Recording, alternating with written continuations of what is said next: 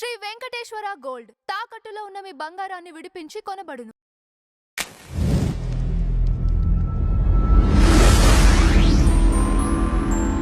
నమస్కారం రాజేష్ గారు. నమస్కారం. కొడాలి నాని గారు మొన్న జరిగిన ఆ ప్రెస్ మీట్లో నారా లోకేష్ గారికి డైరెక్ట్గా వార్నింగ్ ఇస్తున్నట్టు కనిపిస్తుంది. అంటే చాలా రోజుల తర్వాత కనిపించిన ఆయన మళ్ళీ సేమ్ అదే పందాలో ఆ స్టేట్మెంట్లు ఇవ్వడం పైన మీ అభిప్రాయం ఏంటి? అంటే ఇక్కడ కొడాలి నాని ఇచ్చిన స్టేట్మెంట్ నేను కూడా చూశాను.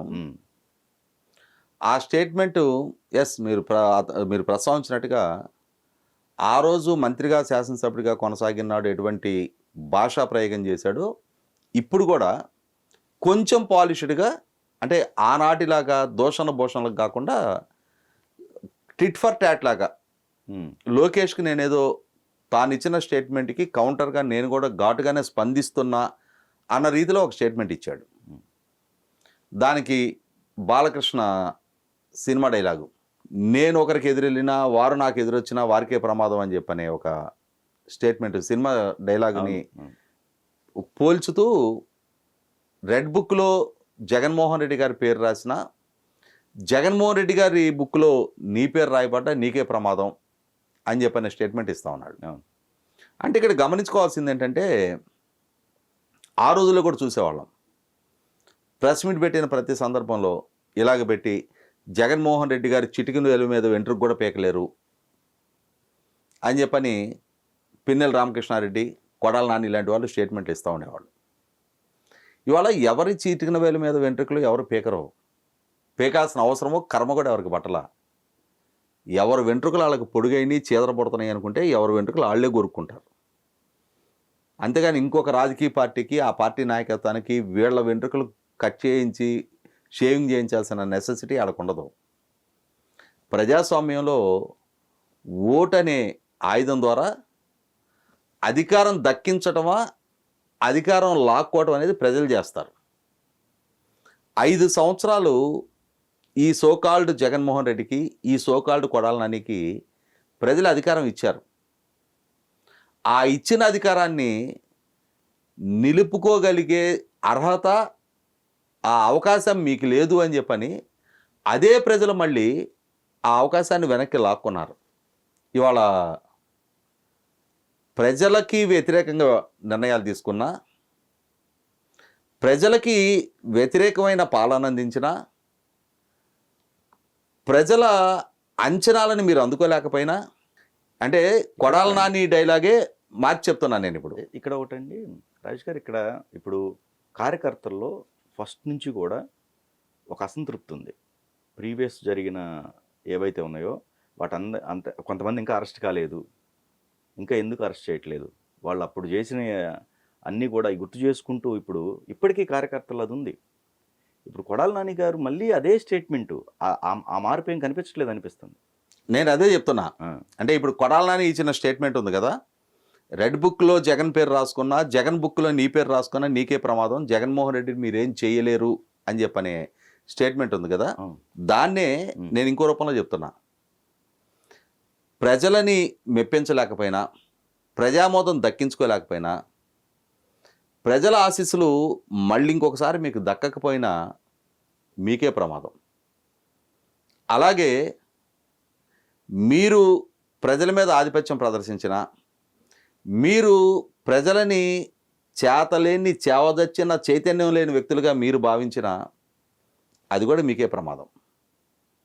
కాబట్టి ఇవాళ ప్రజల వల్ల ఆ ప్రమాదం మీకు సోకి ఇవాళ మీరందరూ పదవీచ్యుతులయ్యి 151 స్థానాలతో తిరుగులేని అధికారం చెలాయించిన జగన్మోహన్ రెడ్డి వాళ్ళ ప్రతిపక్ష హోదా కూడా లేక, బాబు నా కారు అసెంబ్లీ లోపల దాకా ఎల్లో చేయించండి అని చెప్పని నీ శాసనసభ్యుల్ని అధికార పక్షం దగ్గరికి పంపించి బేరమాడుకొని ఇవాళ తన కారు లోపలికి పంపింపజేసుకుంటా ఉన్నాడు.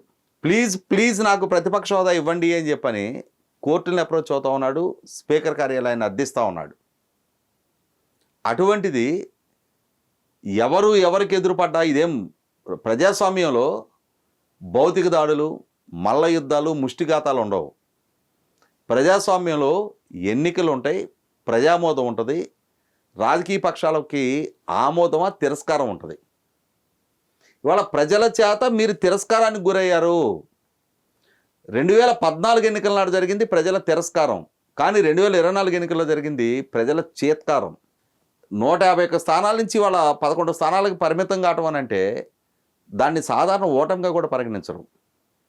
4 సార్లు నెగ్గా నాకేంటి అని అహంకారంతో కండకవరంతో విర్రవీగిన కొడాలి నాని అతను ప్రదర్శించిన అతని హావభావాలు, భాష, అతను ధిక్కార ధోరణి, వీటిని అన్నింటినీ చూసిన ప్రజలు 53,000 ఓట్ల మెజార్టీతోటి మొన్న ఎన్నికల్లో ఓడించారు. అరే 20 సంవత్సరాలుగా నన్ను తల మీద పెట్టుకొని ఆదరించిన గుడివాడ ప్రజలు ఇంతటి తిరస్కారానికి నన్ను ఎందుకు గురి చేశారు, అన్ని తప్పులు నేను ఏం చేశానని కనుక కొడాలి నాని మొట్టమొదట ఒకసారి పునరాలోచించుకుంటే ఈ మధ్యకాలంలో చూస్తూ ఉన్నాం మనం. ఎన్నికలు జరిగిన నాటి నుంచి ఒక మ్యూట్ స్పెక్టేటర్ లాగా మౌనానికి పరిమితం అయ్యాడు.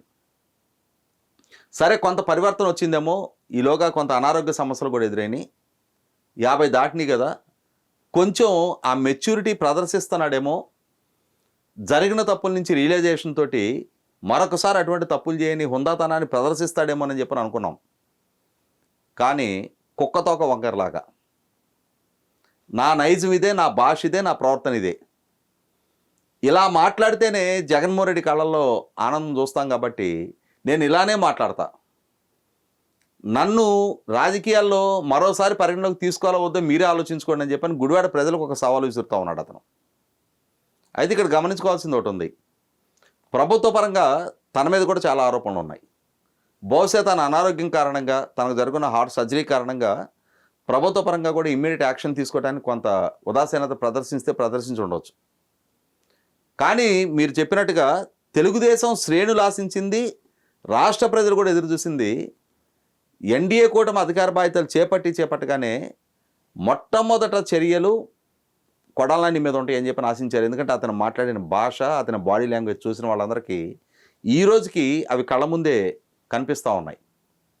అటువంటప్పుడు ఇవాళ మరొకసారి లోకేష్ని బెదిరించడానికో, తెలుగుదేశం పార్టీని బెదిరించడానికో, ఎన్డీఏ కూటమిని బెదిరించడానికో కొడాలి నాని ఏదైనా ఒక ప్రయత్నం, ఒక ప్రెస్ మీట్ పెట్టినా కూడా నేను అనుకోవటం అది కూడా ఇంకెన్నాళ్ళకి నువ్వు ఓపెన్ అవుతావు, ఇంకెన్నాళ్ళ తర్వాత నువ్వు మాట్లాడతావు, నువ్వు కూడా మాట్లాడి తీరాల్సిందే అని జగన్మోహన్ రెడ్డి నుంచి వచ్చిన ఆదేశాల మేరకు ఒక కాండుపట్టి సిచ్యువేషన్లోనే మాట్లాడుంటాడేమోనని చెప్పని అనుకుంటున్నాను నేను. ఎందుకంటే అతని బాడీ లాంగ్వేజ్, అతని మాట్లాడేటప్పుడు అతని హావభావాలు గమనిస్తే కూడా ఆనాటి తామసం కానీ, ఆనాటి దర్పం కానీ అతని మాటల్లో కానీ, అతని బాడీ లాంగ్వేజ్ కానీ కనపడలా. ఏదో బతుకు జీవుడు అనుకుంటా మాట్లాడి తీరాల్సిన ఒక కంపల్షన్, ఒక స్క్రిప్ట్ జగన్మోహన్ రెడ్డి ఇస్తే దాన్ని అమలుపరచడం కోసమే మొన్నటి స్టేట్మెంట్ ఇచ్చినట్టుగా అనిపిస్తుంది. నిజంగా కొడాలి నానికి రేపటి ఎన్నికల్లో మళ్ళీ అతను పోటీ చేస్తాడా, చెయ్యడా, నెగ్గుతాడా, నెగ్గడా అనేది అప్రస్తుతం. ఎందుకంటే ఎలక్షన్స్ ఇంకో 3 సంవత్సరాల తర్వాత ఉన్నాయి. ఇప్పుడే దాని గురించి మాట్లాడడం ప్రీమెచ్యూర్ అది. కానీ తన క్యారెక్టరు, తన వ్యవహార శైలి, తన బాడీ లాంగ్వేజ్ విషయంలో గుడివాడ ప్రజలే కాదు రాష్ట్రం మొత్తం కూడా చాలా నిశ్చితంగా గమనించుతున్నారు అన్న విషయాన్ని అతను గుర్తెరకపోతే 2024 ఎన్నికలే ఫలితాలే ఎప్పుడూ రిపీట్ అవుతాయి తప్ప మిగిలిన రాష్ట్రం అంతా ఎలా ఉన్నా ఆ గుడివాడ ప్రాంత ప్రజలు ఇంకొకసారి ఇదే విధమైన వైఖరి కనపరిస్తే రేపటి రోజున కూడా నానిని పరిగణలోకి తీసుకోరు. రాజకీయంగా కొనసాగాలా లేదా, ప్రజా జీవితంలో ప్రజల మద్దతు పొందాలా లేదా అన్న ఆలోచన ఉన్న వ్యక్తి అయితే కొడాలి నాని, ఆ మెచ్యూరిటీ ఉన్న వ్యక్తి అయితే 5 ఎన్నికల్లో పోటీ చేశాడు, 4 ఎన్నికకి ఒక దాంట్లో ఓడాడు. కాబట్టి వాళ్ళు అతనే జూనియర్ పాలిటీషియన్ కాదు. ఇన్నేళ్లుగా రాజకీయాల్లో కొనసాగుతూ ఇవాళ ప్రజా జీవితంలో ప్రజల మధ్య ఉండాలి అనుకునే ఏ నాయకుడైనా సరే మొట్టమొదట తన వ్యక్తిత్వాన్ని, తన మాట తీరుని, తన ప్రవర్తనని కూడా ప్రజలకు నిత్యం గమనిస్తూ ఉంటారన్న విషయాన్ని అనుక్షణం గుర్తుంచుకోవాలి. లేదు అని అంటే చరిత్ర కాలగర్భంలో గెలిచిపోయిన చాలామంది నాయకులు ఉన్నారు. వాళ్ళ సరసన శాశ్వతంగా ఇక రాజకీయ యవనిక మీద తన ముఖచిత్రమే కనపడిన స్థితికి కొడాలి నాని తను తాను చేర్చుకుంటాడు.